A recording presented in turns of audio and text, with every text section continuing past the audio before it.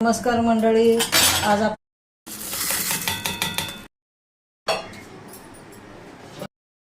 थोडीशी हळद टाकते थोडंसं वाटणात घेतलं होतं पहिले। सर्व वांग्यामध्ये आपण अशा प्रकारे 2 पळ्या तेल तापलेलं आहे। जिऱ्याचा मसाला भरून घेतलेली वांगी आपण हे तेलामध्ये मसाला आपण अशा बाजूने ठेवते आणि 10 मिनिटं याला बारीक आचेवर मस्त असं खरं वांगे आपलं तयार।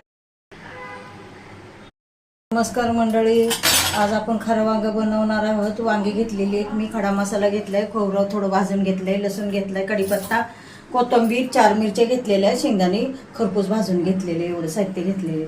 आता खडा मसाला आपण वाटून घेणार आहे।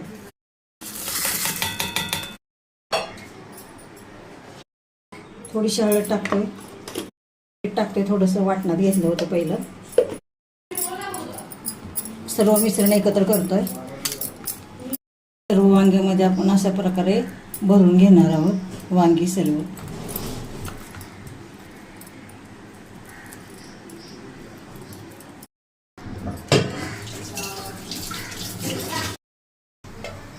दोन पळ्या आपण तेल टाकतोय फोडणीसाठी।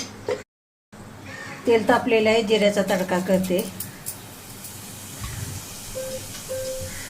भरून घेतलेली वांगी आपण हे तेलामध्ये सोडत आहे आणि ह्याला मंदाचे आपण ह्याला 10 मिनिटं होऊन द्यायचं। थोडंसं पाणी टाकायचं ह्याच्यामध्ये। मसाला आपण अशा बाजूने त्याला सोडतो, थोडंसं पाणी पण यायला सोडतो ठेवते आणि 10 मिनिटं ह्याला बारीक आचेवर शिजून द्यायचं। मस्त असं खरं वांगे आपलं तयार झालेलं आहे, शिजलेलं आहे। मला लाईक करा, शेअर करा, सबस्क्राईब करा। कसं झालंय ते कमेंट बॉक्समध्ये सांगा।